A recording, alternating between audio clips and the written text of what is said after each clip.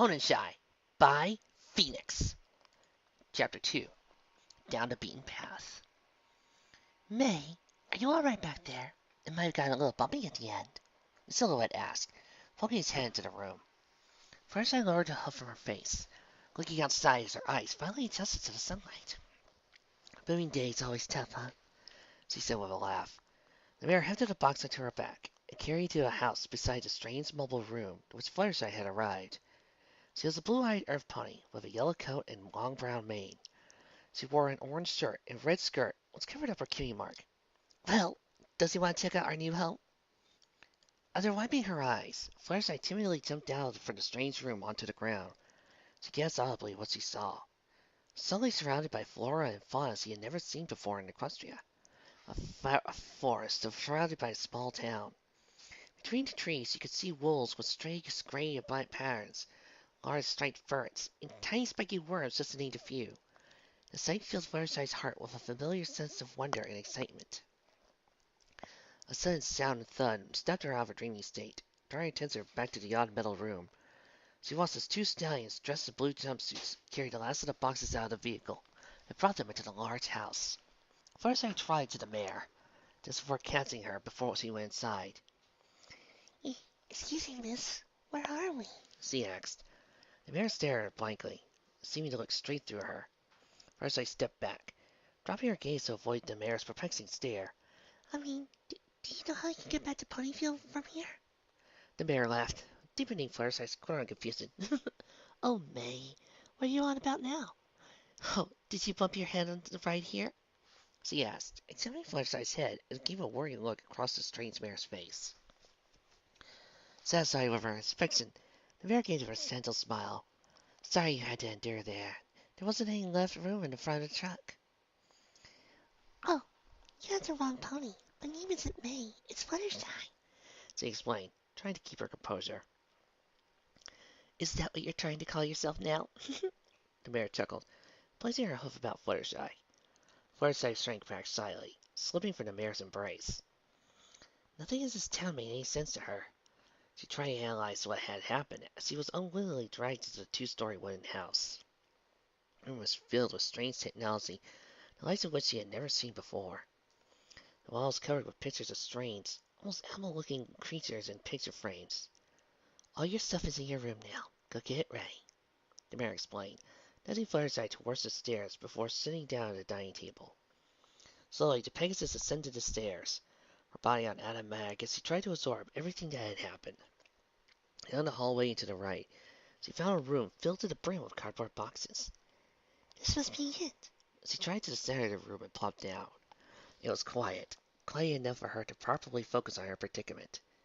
She closed her eyes and cleared her mind, something she had been able to do for quite a while. The poor hummingbird. The swing is still damaged and I'm not there to help it. How am I going to get back home? What about that one pony that tried to help me? Fluttershy's eyes darted open. She lifted both of her hooves to her face, trying to recall the pony's name. Oh my, how could I have forgotten her name? She started to shake, all the stress of the day's events rushing through her. Did I really forget her name? No, it's just a stress. What would Rainbow something do? All she wanted to do was break down. Two names had slipped from her. I couldn't have forgotten her. It's just my first friend. A cold sweat broke out all over her body as she felt herself reaching the breaking point. What's happening to me? I can't take this. First, I raised her head from her hooves, saw something strange from the other side of the room. It was a mirror. Well, there was a reflection staring back to her that caught her eye. Rising to her hooves, she tried it over and looked at herself. Between thinking and worrying about her newfound problems, she never paid much attention to the clothes she now held on. An orange sleeveless jacket with a black, bent-back collar was fastened securely around her torso. A green bandana was wrapped around the top of her pink hair, her ears poking through the pair of holes. She turned to view her flank. A pair of black short pants and a trio of blank firefly patches were sewn into each side. Dipping her shoulder, she could see that a green satchel was secured to her back as well. Oh my god, this fic predicting Equestria girls. News at 11.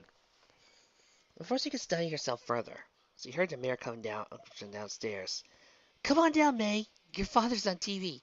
Oh, but make sure you set your clock first. Coming down, Mom. Without hesitation, She jammed her hose out into her mouth at a sudden, involuntary outburst.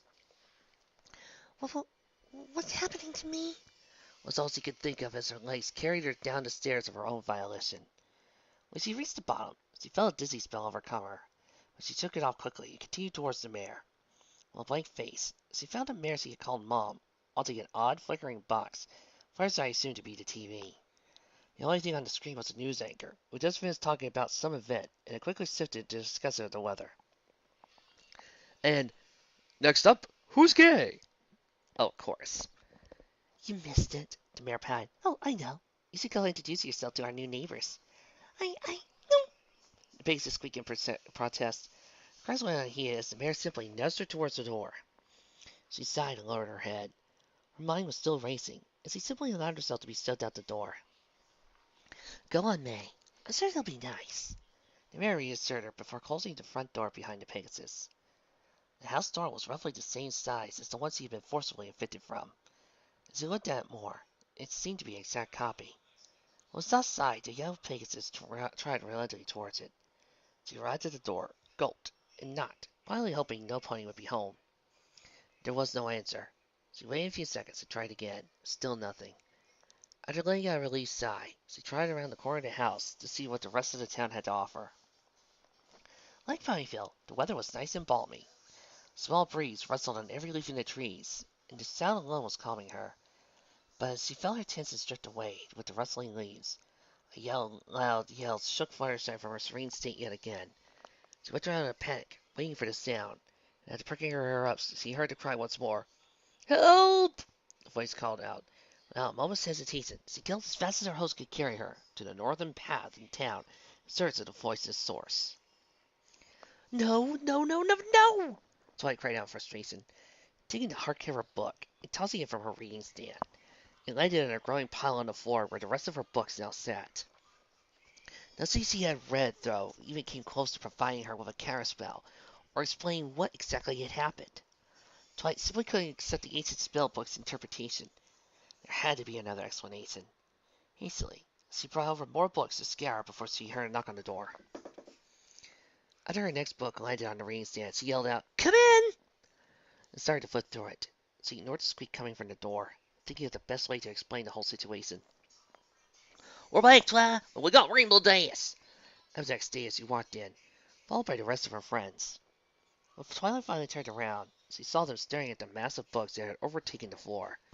Rainbow Dash stood with tan-colored saddlebags secured to her body, slightly bulging from the amount of content inside. Her mane appeared swept and ruffled while a few patches of dirt and scrapes were scattered across her body. So, why did you have us leave like that? I needed to search the library for the counterspell uninterrupted, but none of the books have brought me any closer. Twilight stated as he looked at the mess of books off the library floor. I don't know what to do. This has never happened before. We've all made mistakes, dear, Verity reassured her. Twilight stared back at the old text, then looked up to her friends.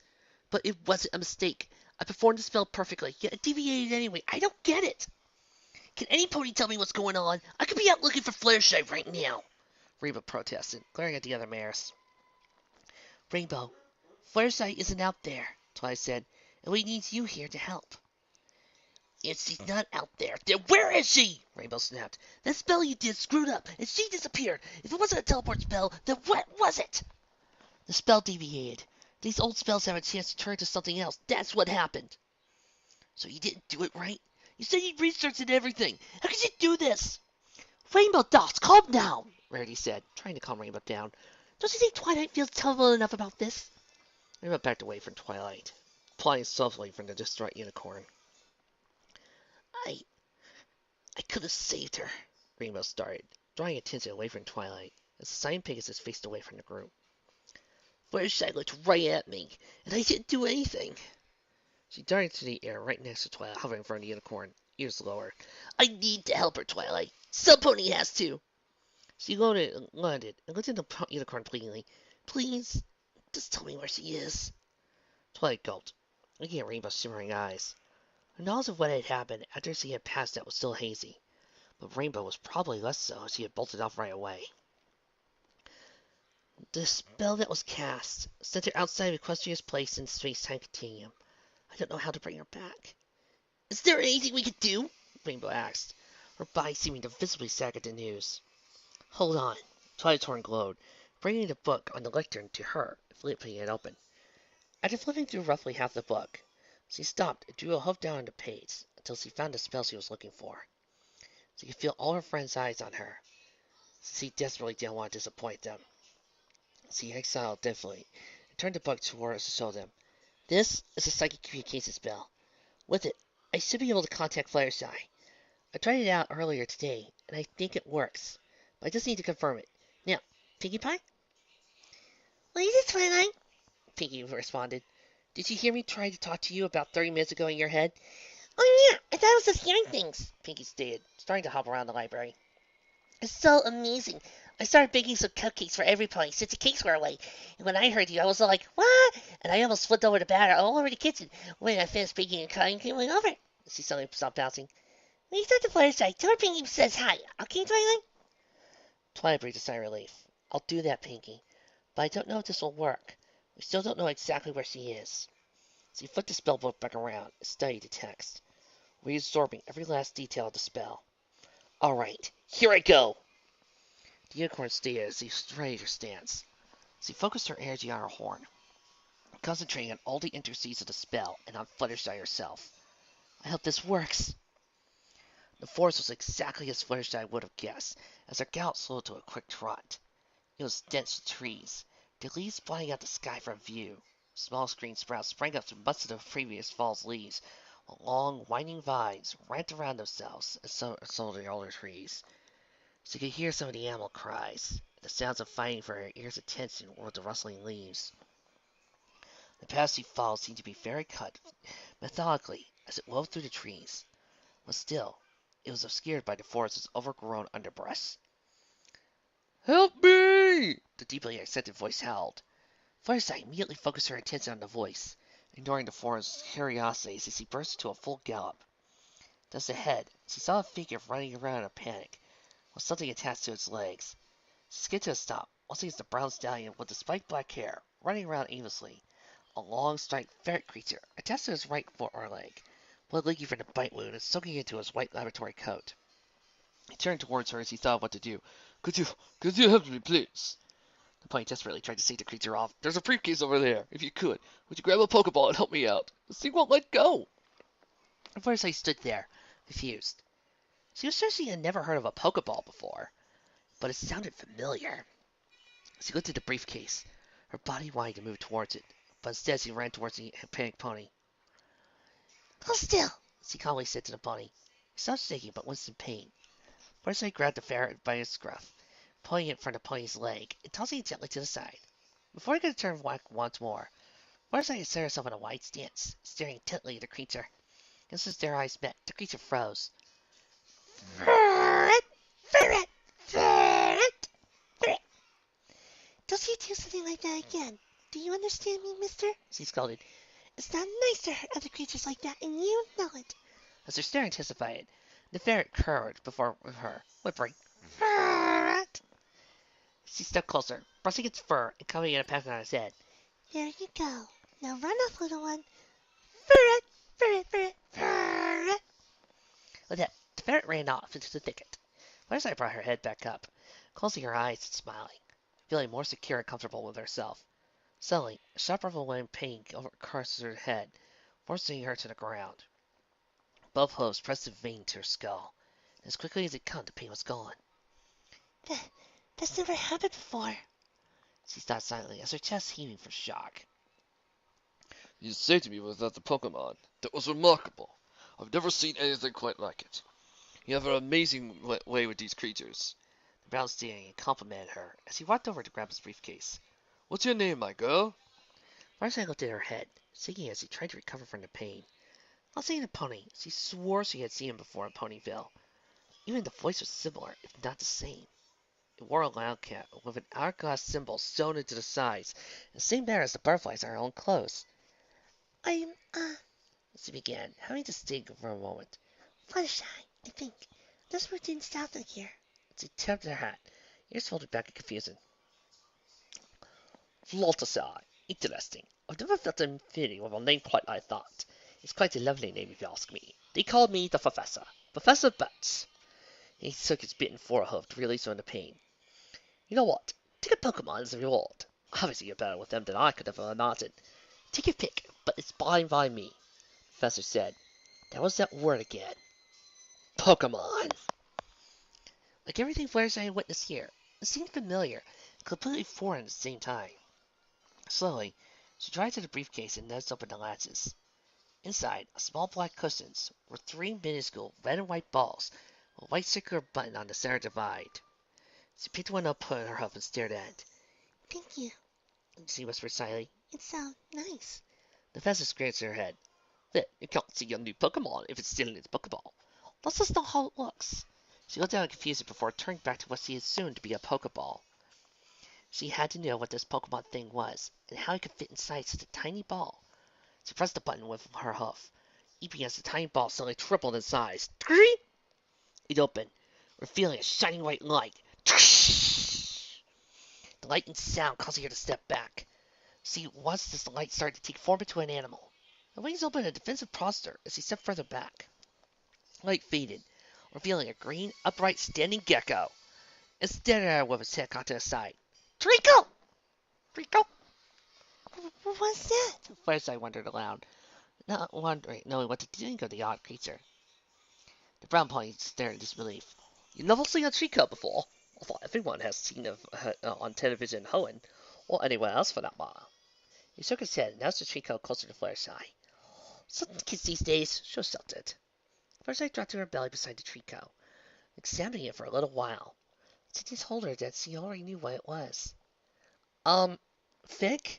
Tricos are, a formal noun. It should be capitalized. Are you adorable? She finally said, drawing a massive harumph from the creature. I guess I need to name you, huh, little guy? The lizard came closer and rubbed its head into her mane. Trico! Trico!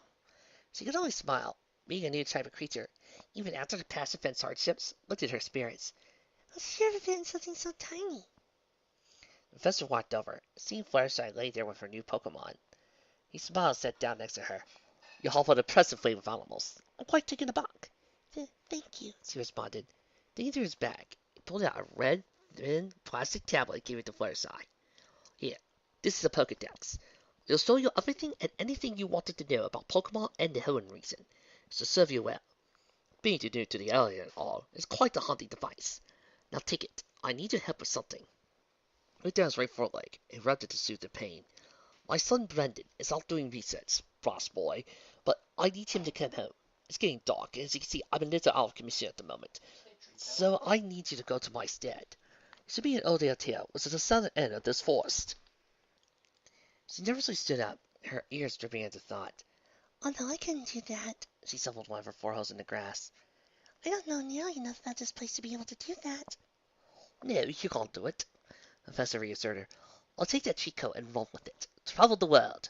You just moved here, and judging by your attire, you're here for adventure. You should be excited. Oh, I'm not much for adventure, really. Nonsense. Just remember to find my son while you're out there. I'll sooner he'll do whatever he can to avoid coming home. But even if you can't, go on and explore everything. Give it lots of times. As she made to protest further, Fluttershy felt something tap against her side. The Trico trying to get her attention. The confidence in her eyes astounded her, and something trusted her completely, within minutes of meeting her. Guess the spell worked. She thought aloud, grabbing the Pokedex with her mouth and slipping it into her back. I guess I can help. Oh, that's the spirit, Bert stated. He began to hobble back towards town. Hopefully the trip will help you get your head straight. Fluttershy watched him as he limped off, briefcase in the back of the forest. If you need anything from me, just ask. I'll be in my lab in Little Root Town. I'm sure you can be fine without me, but if you ever need my help, I'll be sure to do what I can. As the professor disappeared to the forest, the wind began to blow through the trees, the calming sound of rustling leaves reaching her ears. She let out a small sigh as she went to look to her new gecko-like friend.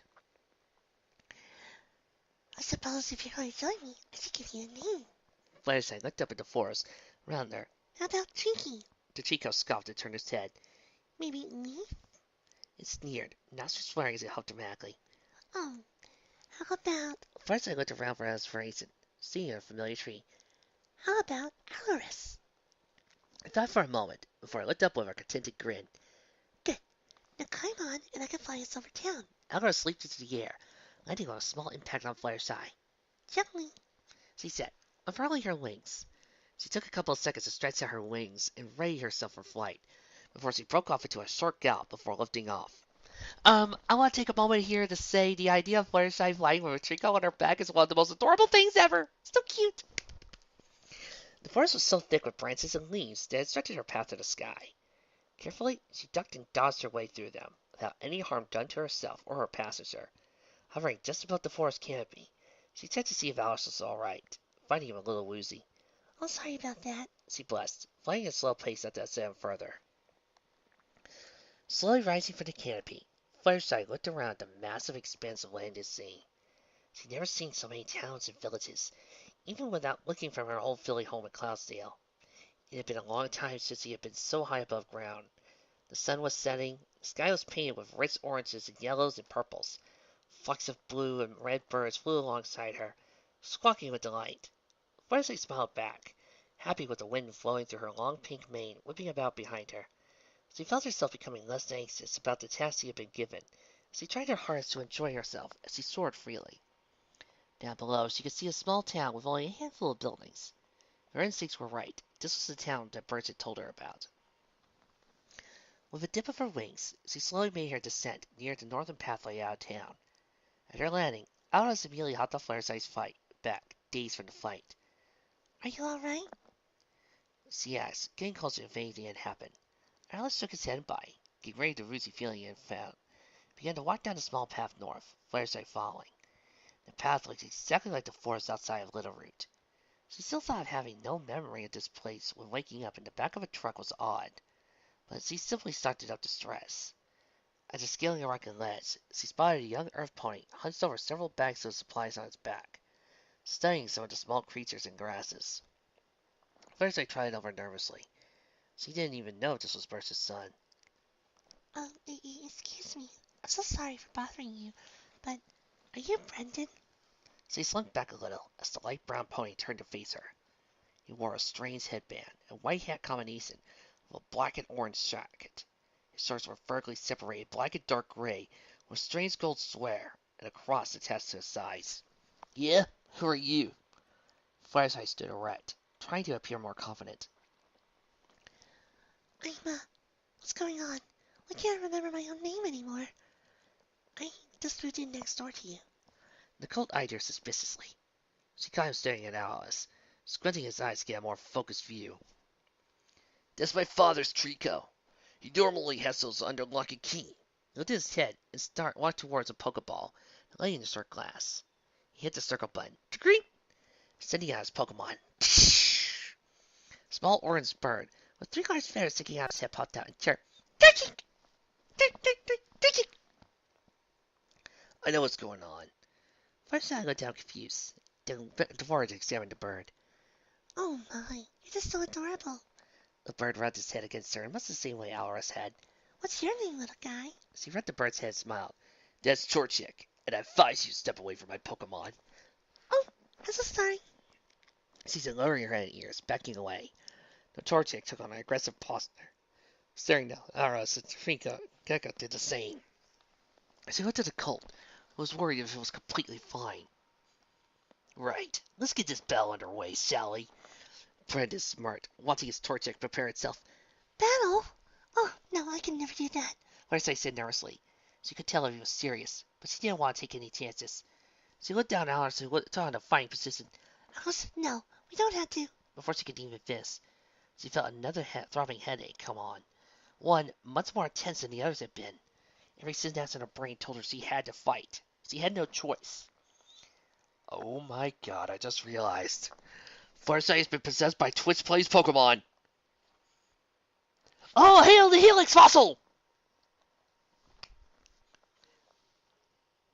She found herself on the ground. Hose pressed to her head as she desperately tried to hold on to herself. Well, why is this happening? I can't fight. I can't take this. Her head still buried the ground. She heard a strange but familiar voice pierce her thoughts. Shy, is that you? Please, if you can hear me, say something. Please, leave me alone. She fought against the wayward thought, not knowing how else to respond. It's me, Twilight! Are you alright? We're so worried about you! Tears rolled down Fluttershy's cheeks. Her shaking as she saw the grass. Please, I don't want to fight. Whoever you are, make it stop. The voice faded away as fast as it come. Still shaking, she rose to her hoof. She grabbed Alra's little hoof and planted him on her back. The world seemed to flash white, and suddenly, in front of her, was a strange figure. The tears in her eyes blurred her vision. But there in front of her was a ghostly wisp with the same clothes she wore.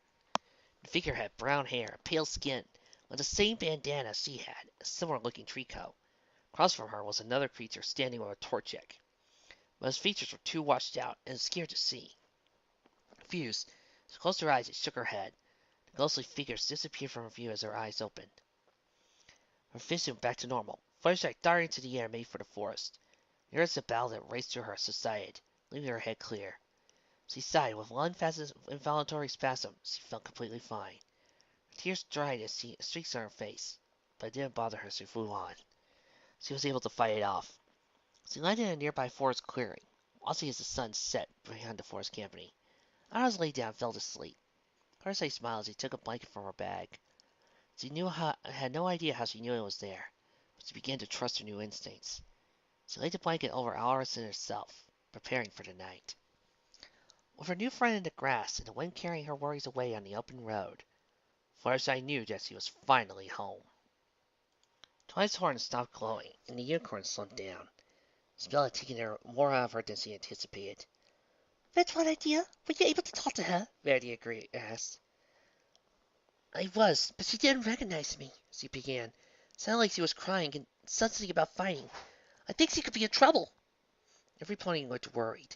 The situation seemed dire, and he had no idea where Fluttershy had ended up, and she was in danger. Rainbow hovered down in the air, staring down the spell book that caused the whole mess, then up at the purple unicorn, fiery determination in her eyes. Send me over there! What?